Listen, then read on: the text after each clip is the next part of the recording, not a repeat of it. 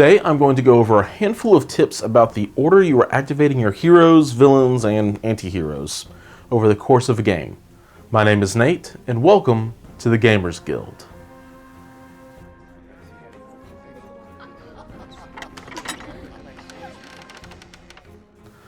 A few disclaimers to start. 1. This is a video to optimize your gaming strategy and board or battlefield awareness. So even if you're just a casual gamer, this list isn't suddenly going to turn you into a competitive or spiky player. And it is fine to not always make the perfect plays. Heck, I don't even follow my own advice because it's just fun to go with Hulk and days 3 healthy models with a single thunderclap. My other disclaimer is that, as always, with a game that has hundreds of possibilities any given turn, that this list is just some tips that can usually be followed to make some good plays, but is far from comprehensive. And with that out of the way, let's talk some strategy. My first tip only really applies to the first round of the game, and that is to grab extraction objectives early. This applies doubly so for any of the centered objectives, like from Cosmic Cubes or Hammers of the Worthy. At this point, I have seen far too many a game come down to just 1 or 2 points being the difference maker. And being able to snag any objective early to get a first round lead is going to put you in a much better position. So if turn 1 you go and pick up one of the middle hammers and your opponent doesn't immediately go and pick up the other hammer, you go and do that and suddenly you're up 2 points. And you have characters throwing extra dice, which is never a bad thing. Even after you've picked up the middle objectives, unless you are moving up a bodyguard like Captain America to protect some round 1 aggression on a character who went ahead and picked up a hammer or the Cosmic Cube or what have you, it is still smart to quickly pick up your own objectives, because there are several ways for your opponent to try to steal the objectives set up on your side of the table. Between powers like Master of the Cube and tactic cards like Gamma Launch, no objective on your side of the table is ever really safe. But you want to get those middle ones first so that your opponent is forced to waste additional resources to get into a position to steal one of your objectives away.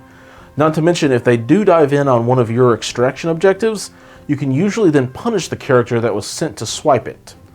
The last thing to address for this tip is the annoying anomalies that are Skrulls infiltrate the world leadership and alien ship crashes downtown. If you are spreading your team out and trying to win on points quickly, then it is absolutely worth trying to snag these objectives out from under your opponent. If you have a squad of heavy hitters, I would usually let my opponent try to pick it up and then move in to daze them quickly to pick up the objective, because when you're running a more elite squad of big hitters, using power on something that isn't a guarantee can feel really bad after the second or third try. And also, obviously, you don't have to worry about the herbs because your opponent can't pick up your herb. My second tip, though, applies to the other rounds, and that is to not activate a character early if they don't have anything to worry about.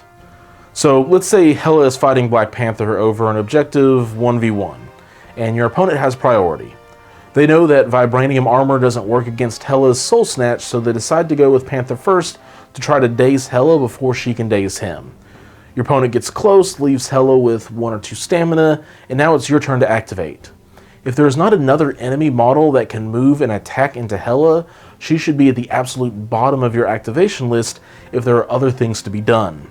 The same thing applies to any back objective holders like Black Widow, who is standing on the back extremist console and is out of the fight and out of mind.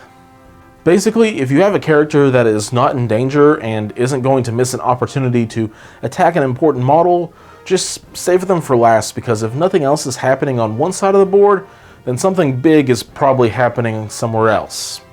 I will leave an honorable mention here because I'm not quite sure where else to fit it in, and that is remembering the ability to pass.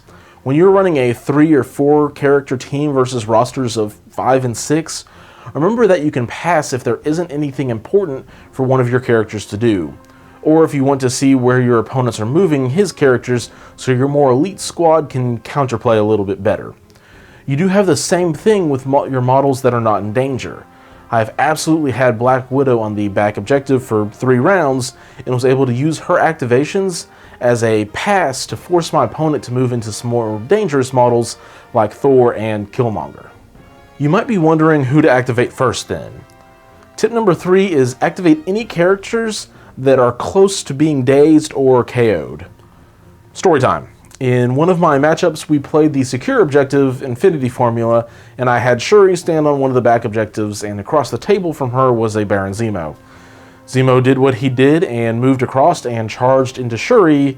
Some bad dice later for me, Shuri gets dazed, and that's just kind of what Zemo does.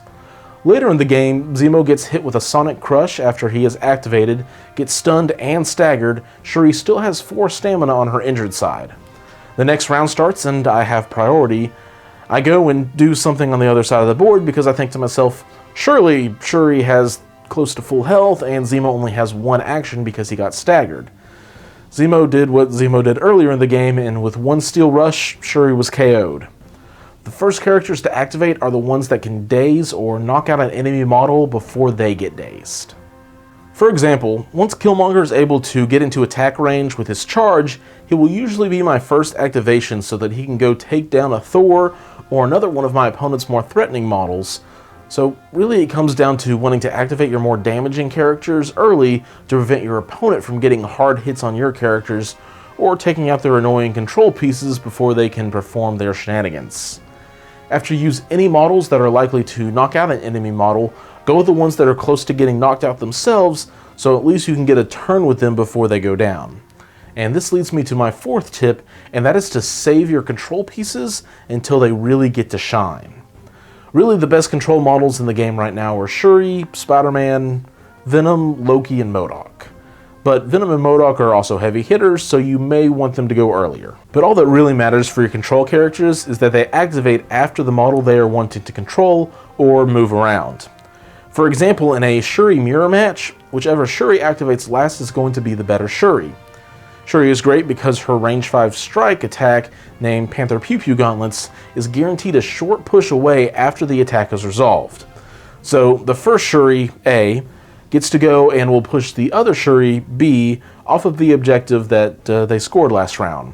Well, then Shuri B can then move back onto the objective and push Shuri A off of the Infinity Formula or Origin Bomb or what have you, and Shuri A won't get a chance to move back on before the round is over. So whether you are pushing with Shuri, throwing and pulling with characters like Spider-Man and Venom, or just making your opponents walk around against their will with Loki's Mind Stone or MODOK's Intellect, you want to do it after that character has the check mark so that they stay off the objective. This also works well on characters like Red Skull so that he doesn't have anyone to throw in front of him, so that Captain America can't bodyguard his buddies, and so on. Control characters, when activated at the right time, will mess up your opponent's plans and synergies so that you can begin to pull apart their game plan and their characters. My 5th and final tip about activations is one that I hardly keep in mind myself, but I should more often, and this is to play around priority. Sometimes it is great to activate last to give you the last chance at guaranteeing yourself an objective. On the other hand, getting to make sure Killmonger or Thor goes first before your opponent's Hulk or Captain Marvel is a pretty big deal. Thankfully, there are pros and cons to each side of priority since it's determined randomly at the beginning of the game, but if your team prefers one over the other, there are decisions you can make over the course of the game to tilt it back where you want. Cards like Cosmic Invigoration and Field Dressing are great for getting every last activation you can to make sure you go last in a round. Or you can do something foolish like me and have Hulk Thunderclap 3 unactivated characters and daze them all to lose priority very quickly. It may be a little bit harder to get priority back because this usually means that you have to let a model get dazed or KO'd. But when priority is important, you can always choose for Captain America to not bodyguard or not use Vibranium Shield and take one for the team. He is better on his injured side anyways. This one, more so than the other tips, isn't going to be applicable to every single game, but it is still something worth keeping in mind as we have our epic battles play out in front of us. That is all I have for this week. Thank you all for watching, and while all of this craziness is going on in the world, wash your hands and keep on painting because, let's face it, if it's not models that we need to paint, it's terrain or something else. But really, thanks for watching and keep on gaming.